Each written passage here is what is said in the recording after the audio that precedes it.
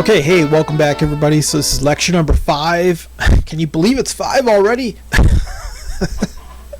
In our lecture on the basics of economic regulation. Now, this lecture we're going to be talking about the idea of optimal pricing. Now,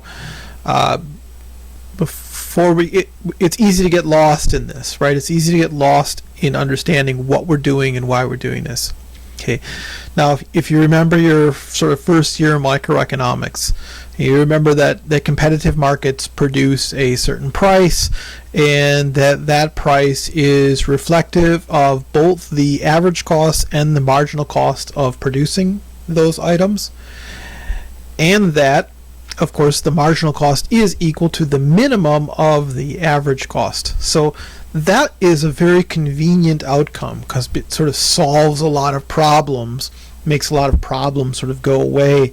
And it's one of the reasons why economists often start with that idea of perfect competition as a beginning of a modeling point, because it allows you to sort of move off a lot of complications associated with market outcomes. Now, of course, in the entirety of this class, we're dealing with market outcomes where the price is somehow wrong, okay, in the sense that we described that in lectures 1 and 2. Okay, so once we recognize that prices are sort of wrong, that they're not that perfect competitive price, then we sort of run afoul of all the problems that we're sort of able to sort of move off when we talk about perfect competition. One of those is the idea that if we set a regulated price at a certain amount, say X, that price is likely to be wrong a lot of the time too.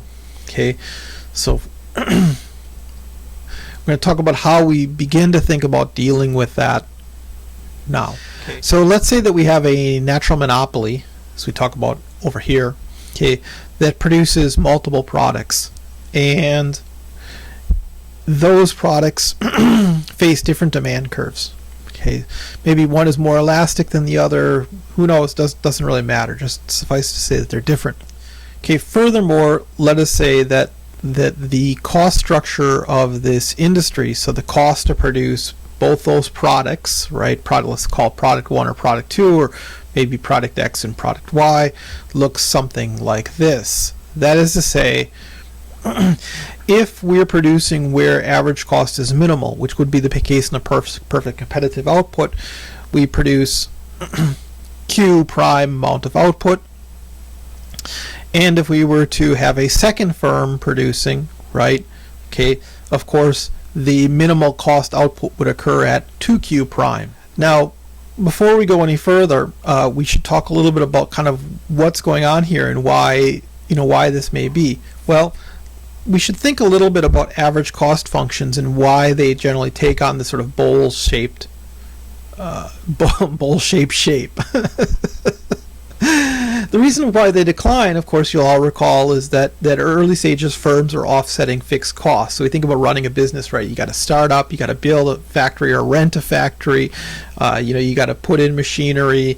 If you're running even a retail business, you got to put in counters, right? You got to do signage. You got a lot of stuff before you sell product 1. Okay, so the first item you sell is expensive. Your costs are high, right? And then those costs become offset as sort of time goes on.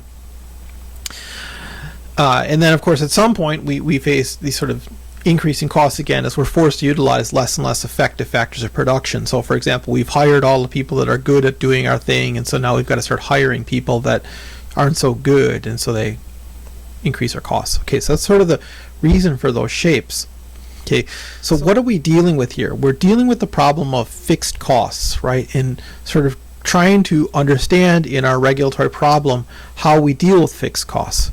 Now, that's a big problem, because if we're designing a regulation and a regulated price that is set at marginal cost, okay, that marginal cost is going to ignore the fixed costs, right? And we're potentially in a situation where our regulated firm now can't cover its fixed costs, and so what it does is it wears them down. It wears down the building. It doesn't repair the building. It doesn't put up new signage. It doesn't innovate. It doesn't develop new products. so on and so forth. In other words, we create sort of a new type of problem. Conversely, if we regulate the firm to price at its average costs, well, we can see right here that its average cost may not be cost minimizing. And there's actually even another level of difficulty in there. The firm doesn't really have an incentive to minimize those average costs in a dynamic sense, that is, say, over time. So here we see this sort of situation where we have, right, where demand is sort of chunked in there, right? Average costs are not minimized, but that's a sustainable natural monopoly. Okay, so so again, coming back to this idea of understanding that fixed costs make entry difficult, but at the same time, fixed costs are necessary. And we need to ensure that the firm can, in some sense, cover its fixed costs. Otherwise, it sort of runs itself down. And that, of course, is nobody's interest. It's in nobody's interest for, say, an airport to run the airport itself down. It's in nobody's interest for, say, a telecommunications provider to let all the telecommunications infrastructure get run down.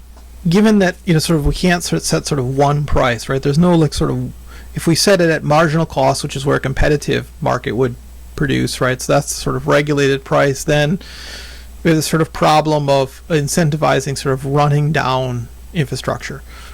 If we set it at average cost, which allows firms to sort of cover all their costs, then there isn't really much incentive for firms to control those costs. So what to do? So the first one of those we're going to talk about is this idea of a two-part tariff. Okay, and that's a sort of simple example of a method of creating a nonlinear regulated price. So the price is actually going to vary in this case dependent upon output. In this example, we're going to have a fixed fee, okay, and then a constant use per unit per price. Okay, and this is very common in, like, at least in the United States, in like public utilities regulation.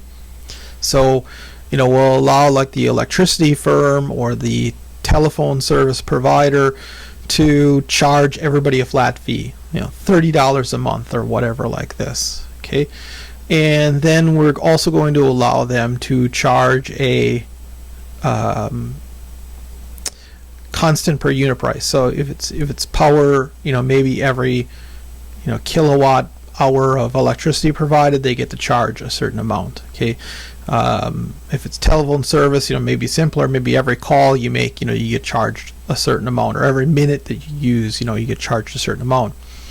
And you can already see what this is trying to get at, right? The fixed fee idea is sort of trying to get at what are the fixed costs, and the second part of the two-part tariff is sort of trying to get at the marginal costs. So we're trying to address both these ideas.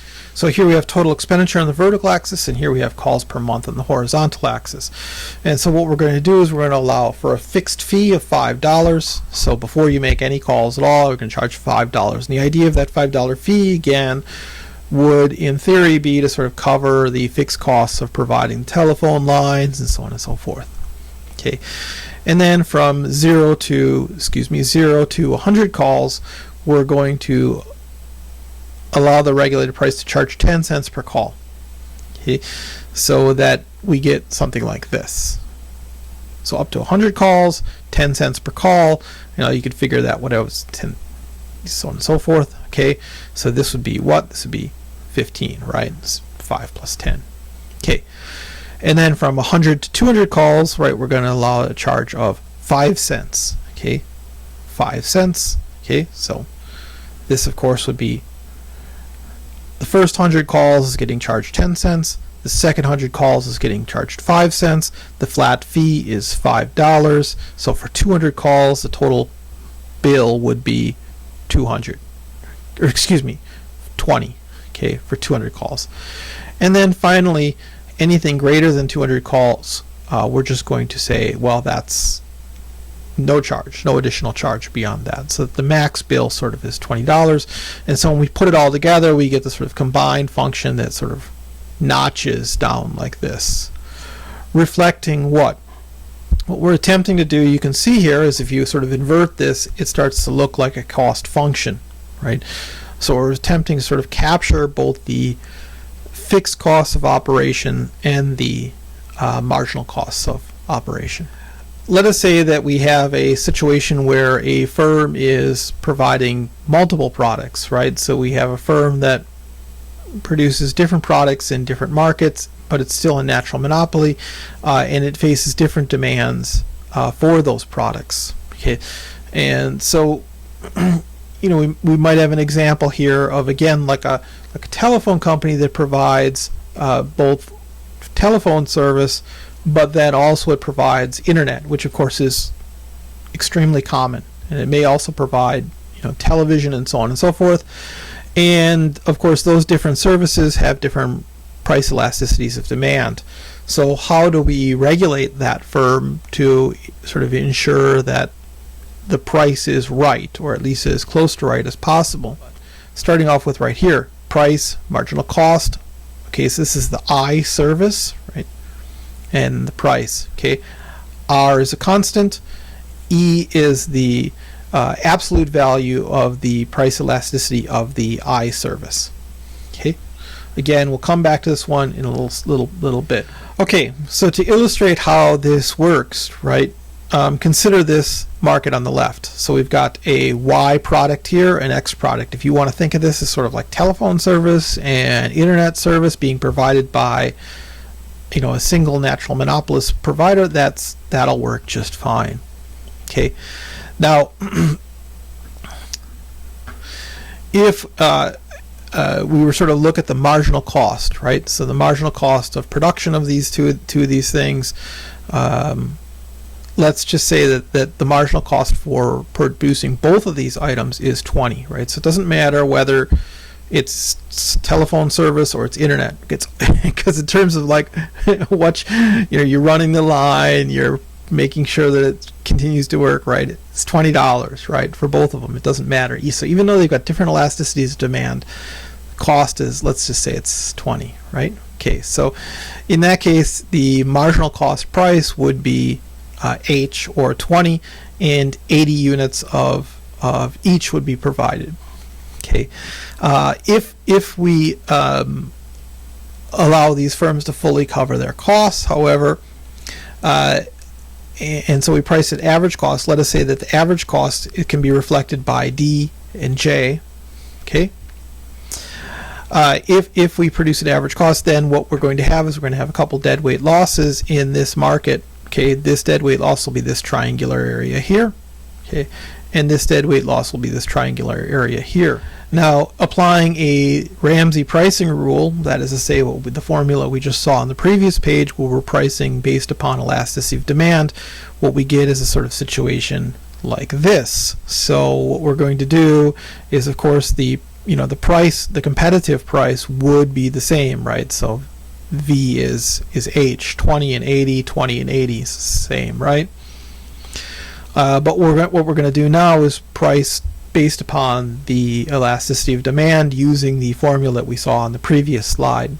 And what we get when we do that is we get this result that the Y good here should be priced at this amount, N, or 30 in this case, and the X good should be priced at 40. Okay, in other words, what we're doing then, of course, is that the Y good is more elastic, right? So it ends up getting a sort of lower price, and the X good is more inelastic, meaning that it allows for sort of a higher price. And of course, what this sort of does is it captures the user's sort of preference for these two things, right? Sort of users are less sensitive to price changes in X than they are in Y, and so when we regulate a price, right, we allow that price to sort of ride higher than the Y price. And we can see then, of course, that the total deadweight loss then is substantially reduced when compared to the non-Ramsey pricing. The second formula from 2 slides ago, an additional issue, right? So an additional was Ramsey pricing. So again, the lesson of sort of a Ramsey price model is we allow the regulated price not to sort of, so in the two-part tariff, the idea was to kind of ride both fixed costs and marginal costs. sort of get an accurate sort of cost function, right? The idea with a Ramsey pricing scheme is to try to sort of capture elasticity of demand and build that into the pricing scheme. Okay, so here's the sort of third level. Let's imagine that we've got a situation where we've got a natural monopoly that provides different services, but sort of on two sides of the market. Okay, now to sort of understand what the heck I'm talking about here, okay, so let's consider something like YouTube, right? So the more service YouTube provides, right? So it's the more people they reach. Okay. Let's say they have a cost, right? Doesn't matter whether it's constant or it increases. Let's just say they have a marginal cost that is greater than zero to supply more people. But they also take content from people, right? So when YouTube reaches more people, right, it provides a benefit back to me, right? So as a sort of provider of service to streaming services like YouTube, okay, their ability to reach more market kicks back to me. But of course that doesn't I'm not impacted by that in terms of explicit prices, right? So what it is, it's a positive externality back to me, right?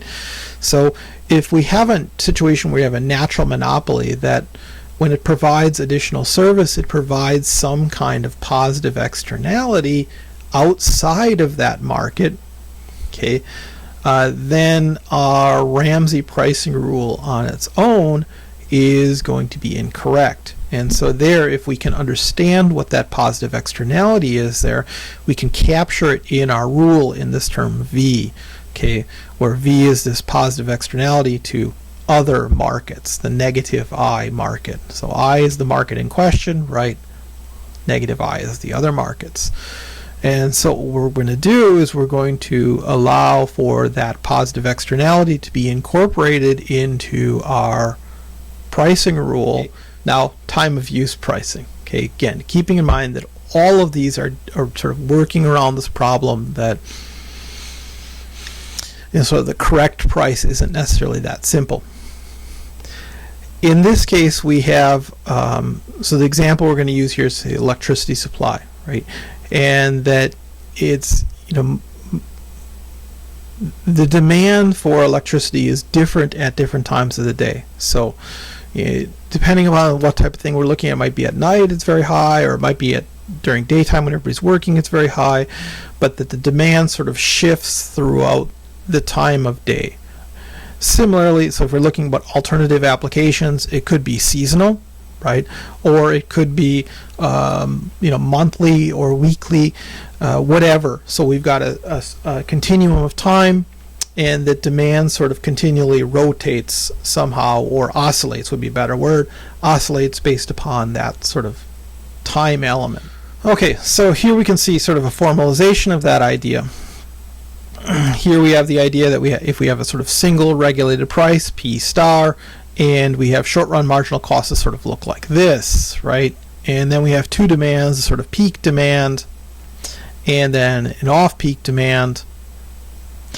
This is a long-run marginal cost here, right? What we get then, of course, is we get these dual deadweight losses of sort of here and here, right? But in both cases, the sort of price is wrong, if you will, due to this demand oscillating between peak and off-peak, back to peak, off-peak, okay? So the price is sort of, because it's sort of set once, the price is kind of like a broken clock. It's right, at just one moment in the day, or 2 moments in the day, and every other time it's off relative to sort of where we've moved towards peak or back towards off-peak. All right, so over here on the left we see an example of sort of employing time of use service. Again, this is sort of for a day, right? But it could easily be a month or a season or whatever. Anytime where we have sort of these demands oscillating back and forth at different sort of units of time. Okay, first off we have an off-peak demand here. then we have a peak demand. So demand is moving sort of back and forth between these two. If we combine these demand curves, we get this sort of kinked one here, A, B, C. Of course, B is 0, right? Let's also say, for simplification's sake, that this sort of short-run marginal costs of providing service up to capacity are 0, but then additional can be, produced at cost beta. It can be consumed from somewhere else, okay? Or produced from somewhere else. And so this produces our long-run marginal cost curve. Again, assume that that amount is constant just for simplification's sake. And then what we get is we get a relationship between costs, right, and then market demand. Okay, the intercept of these two functions, right, as it would be in sort of any other microeconomic sort of cost setting, right, produces sort of maximal value. So where these long-run marginal costs, right, run to total demand, where quantity K sort of gives us the sort of optimal amount of service to be provided. And our demand, our willingness to pay, right, for those two things, of course, is PP at peak load and P0 at off peak. So by setting, right, prices at P0 in the off peak period and PP in the peak period, okay, we can arrive at a outcome where sort of the optimal amount of power is provided, and prices in those time periods reflect willingness to pay.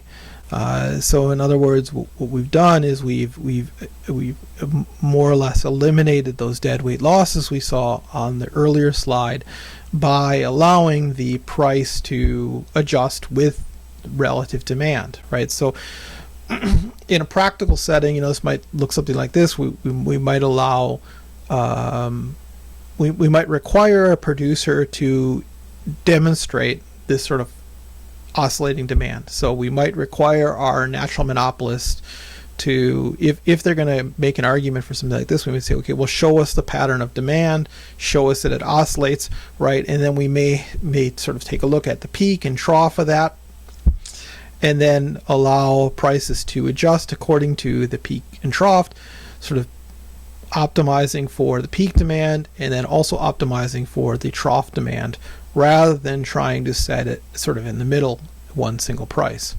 Let's wrap it up then. Okay, so in this lecture, what we're starting to get at is the idea that, first off, in competitive markets produce a lot of sort of goods, in the sense that good, like as opposed to bads, right?